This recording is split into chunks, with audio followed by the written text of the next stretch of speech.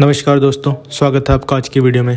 पहली खबर की बात करें तो इंडिया के तेजस MK2 को लेकर लोग थोड़े कंफ्यूज्ड हैं क्योंकि अलग अलग ऑफिशियल्स ने फर्स्ट फ्लाइट के लिए अलग अलग टाइम बताया है। DRDO चीफ ने कहा था कि एयरक्राफ्ट की फर्स्ट फ्लाइट 2026 के जून-जुलाई तक हो सकती है। इसके बाद एक सीनियर फॉर्मर DRDO ऑफिसर ने यह भी बताया कि प्लेन का रोल आउट हो चुका है और इंटरनल टेस्टिंग चल रही है, जिसको देखकर लगा कि फर्स्ट फ्लाइट अब बिल्कुल पास है। लेकिन बाद में HAL के CMD ने कहा कि तेजस MK2 अभी प्रोटोटाइप स्टेज में है और फर्स्ट फ्लाइट 2027 की शुरुआत में होगी।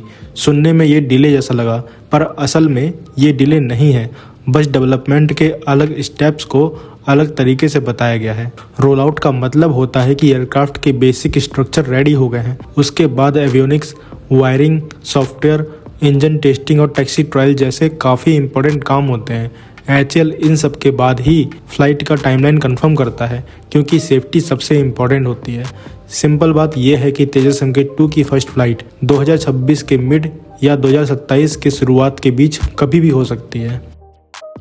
अगली खबर की बात करें तो GTRE ने पहली बार इंडियन इंडस्ट्री को सीधा इनवाइट किया है कि वो देश के एक advanced high thrust indigenous fighter jet engine का हिस्सा बने, सिर्फ वेंडर के तौर पर नहीं बल्कि डेवलपमेंट कम प्रोडक्शन पार्टनर के रूप में। यानी DRDO और GTRE का अब फोकस है फैक्ट्री फ्लोर पर, जहां इंजन रियल नंबर्स में बन सकें, असेंबल हो सकें और टाइम पर डिलीवर भी हों। इसीलिए GTRE ने एक फॉर्मल एक्सप्रेशन ऑफ इंटरेस्ट जारी किया है, जिसमें कैपेबल इंडियन कंपनीज को आगे आकर इस next generation military turbofan engine के मैन्युफैक्चरिंग और असेंबली में डायरेक्टली शामिल होने का मौका दिया गया है। GTRE इस वक्त एक indigenous advance high thrust class arrow engine develop कर रही है, जिसमें एक इंटरनेशनल इंजन हाउस के साथ कोलैबोरेशन भी शामिल है। कोर डिजाइन और टेक्नोलॉजी का काम चल रहा है, लेकिन अब सबसे क्रिटिकल फेज आ गया है production ecosystem banana. Expression of interest document से ये भी क्लियर होता है कि जो पार्टनर सेलेक्ट होगा उसका रोल सिर्फ पार्ट सप्लाई तक लिमिटेड नहीं रहेगा। कंपनी को इंजन के ऑलमोस्ट हर मेजर सब सिस्टम में काम करना होगा। लो और high pressure compressor, combustor, turbine, bypass duct, exhaust nozzle, after burner, gear box, oil और फ्यूल सिस्टम्स और डिजिटल इंजन कंट्रोल यूनिट तक। इस इंजन प्रोग्राम में 11 मेजर सब सिस्टम, 34 असेंबलीज, 120 से ज़्यादा सब असेंबलीज और लगभग 2500 इंडिविजुअल कंपोनेंट हैं। टोटल पार्ट काउंट 23,000 के आसपास जाता है। इंडियन एरोस्पेस मैन्युफैक्चरिंग के लिए ये अब तक का सबसे कॉम्प्लेक्स और डिमांडिंग चैलेंज माना जा रहा है। GTRE के एक्सप्रेशन ऑफ इंटरेस्ट में साफ लिखा है कि सिर्फ वही इंडियन पब्लिक या प्राइवेट लिमिटेड कंपनीज कंसीडर होंगी जिनके पास strong aerospace quality systems, certified special processes और कॉम्प्लेक्स सिस्टम मैन्युफैक्चरिंग का प्रूवन एक्सपीरियंस होगा। पार्टनर को इतनी कैपेबिलिटी होनी चाहिए कि वो कम से कम 18 इंजन बनाने के लिए पूरी टूलिंग, फिक्सचर्स, असेंबली और टेस्टिंग इंफ्रास्ट्रक्चर खड़ा कर सके, क्योंकि आने वाले सालों में तेजस MK2 और AMCA जैसे प्रोग्राम को ज़्यादा पावरफुल, रिलायबल और मॉडर्न इंजन की जरूरत पड़ेगी।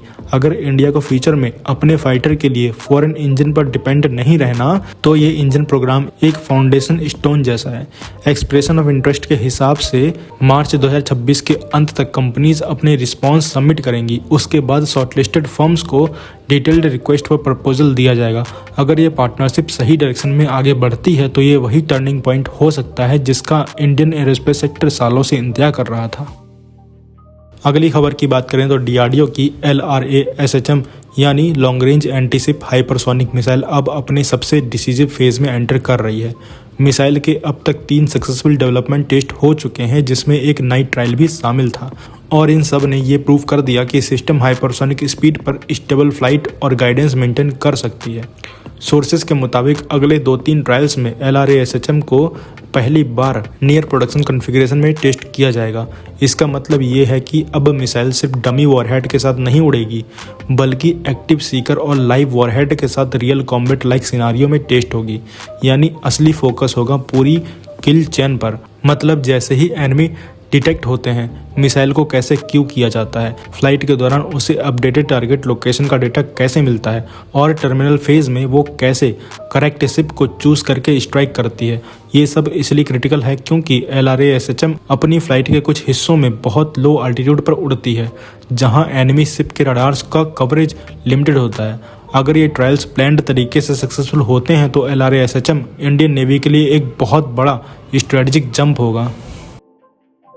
अगली खबर की बात करें तो प्रोजेक्ट 75I के तहत जर्मनी के साथ होने वाली मेगा सबमरीन डील अब फाइनल स्टेज में पहुंच चुकी है और अगर सब कुछ प्लान के मुताबिक चला तो मार्च 2026 के एंड तक इस पर ऑफिशियल साइन हो सकते हैं।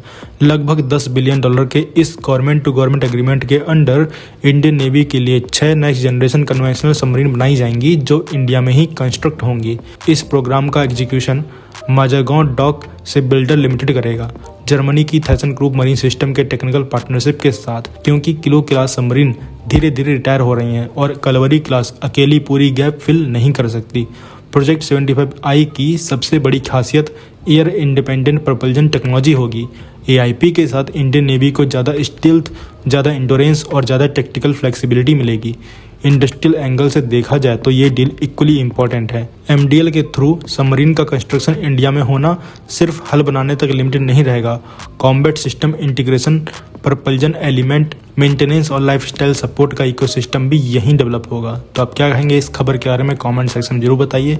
मिलते हैं नेक्स्ट वीडियो में। Thanks for watching. जय हिंद, जय भारत।